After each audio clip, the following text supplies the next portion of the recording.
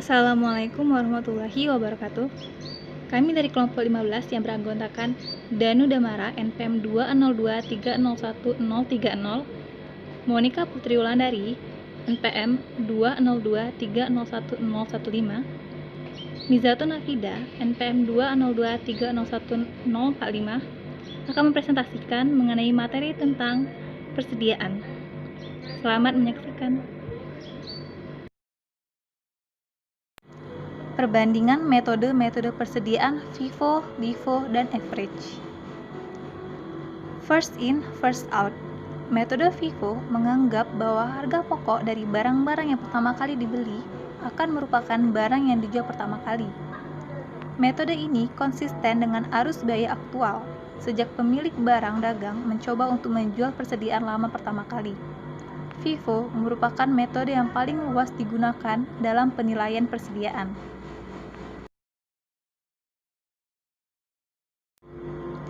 LIFO, last in, first out. LIFO merupakan singkatan dari last in, first out, atau dalam bahasa Indonesia, terakhir masuk, pertama keluar, yang berarti bahwa persediaan yang terakhir masuk adalah barang yang pertama kali dicatat sebagai barang yang dijual. Metode LIFO adalah membebankan biaya dari pembelian terakhir dan memberikan biaya yang paling di akun persediaan. Average, rata-rata tertimbang. Dalam metode ini, jumlah harga pokok produk dalam proses awal ditambahkan dengan biaya produksi yang dikeluarkan periode sekarang dibagi dengan unit ekuivalensi produk untuk menghasilkan harga pokok rata-rata tertimbang. Harga pokok produk yang dihasilkan oleh departemen setelah departemen pertama merupakan harga pokok kumulatif, yaitu merupakan penjumlahan harga pokok dari departemen 1 ditambahkan dengan departemen berikutnya yang bersangkutan.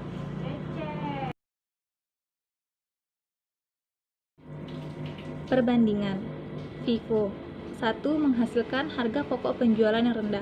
2. Menghasilkan laba kotor yang tinggi. 3. Menghasilkan persediaan akhir yang tinggi.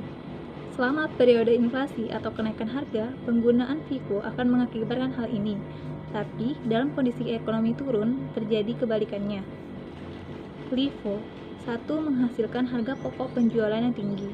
2. Menghasilkan laba kotor yang rendah. 3. Menghasilkan persediaan akhir yang rendah. Average 1. Memperoleh hasil antara FIFO dan LIFO untuk ketiga konsep yang telah diuraikan. Baiklah, akan saya lanjutkan mengenai persediaan dalam laporan keuangan.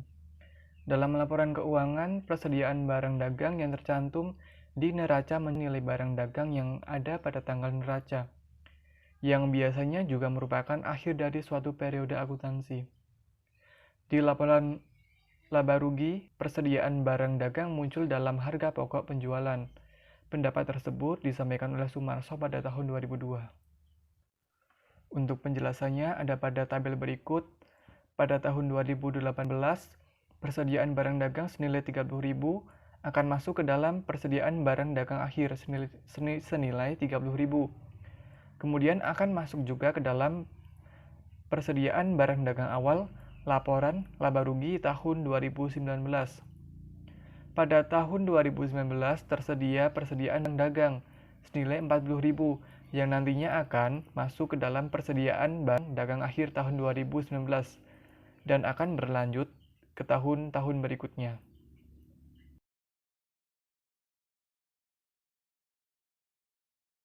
Pada tabel tersebut, kita dapat memperhatikan bahwa persediaan barang dagang yang ada pada akhir tahun berjalan atau tahun 2019 akan muncul, baik di neraca maupun laporan laba rugi. Persediaan ini pada tahun berikutnya, tahun 2020 atau tidak digambarkan, merupakan persediaan awal dalam laporan laba rugi. Sebaliknya, persediaan barang dagang yang ada pada awal tahun berjalan akan muncul di neraca dan laporan laba rugi tahun sebelumnya, tahun 2018. Jika kita memperhatikan secara seksama, maka kita akan menemukan adanya keterkaitan antara persediaan barang di neraca dan laporan laba rugi. Bahkan, ada hubungan yang erat antara persediaan barang dagang pada tahun berjalan dengan tahun sebelumnya dan tahun yang akan datang. Karena adanya hubungan ini, maka kita akan menyimpulkan bahwa betapa pentingnya pos ini dalam menentukan laba atau rugi keuangan perusahaan. Tidak hanya terhadap tahun berjalan, tetapi juga terhadap tahun sebelumnya dan tahun yang akan datang.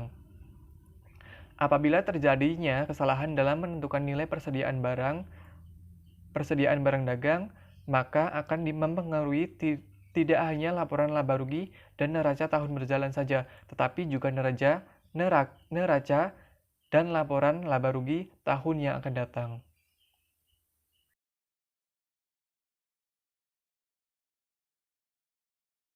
Baik, kita akan masuk ke perputaran persediaan atau inventory turnover. Perputaran persediaan merupakan salah satu rasio dari aktivitas. Rumus untuk memperoleh perputaran dari persediaan bisa kita lihat dalam slide, yaitu perputaran persediaan sama dengan harga pokok penjualan dibagi dengan persediaan rata-rata. Kemudian ada manfaat menghitung perputaran persediaan.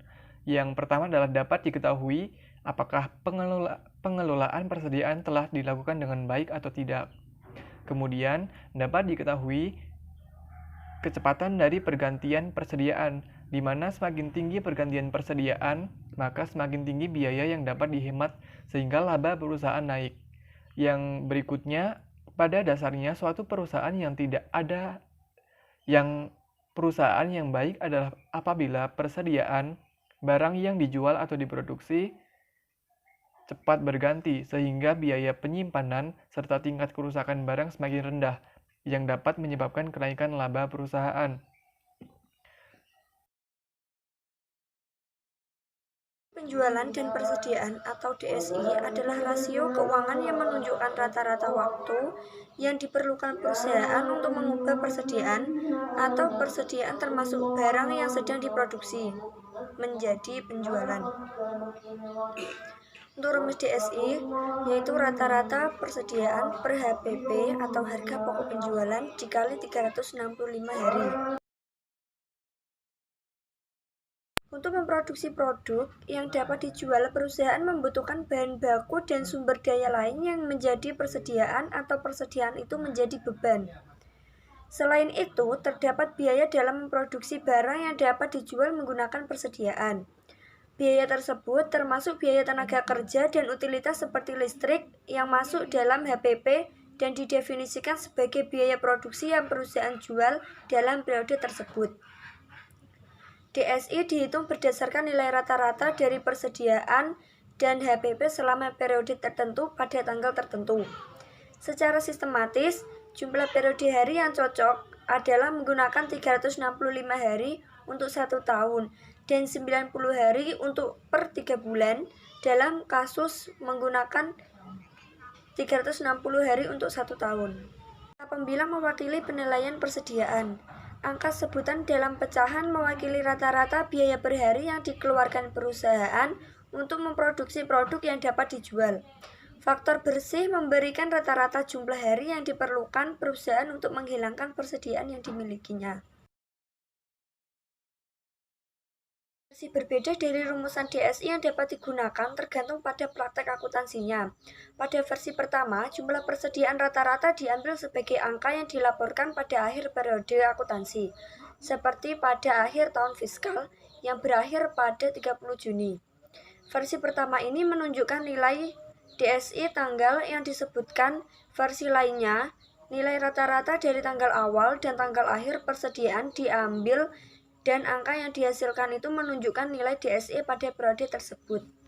Persediaan rata-rata sama dengan persediaan akhir atau persediaan rata-rata sama dengan persediaan awal ditambah persediaan akhir per 2. Nilai harga pokok penjualan tetap sama pada kedua versi. Pentingnya DSI.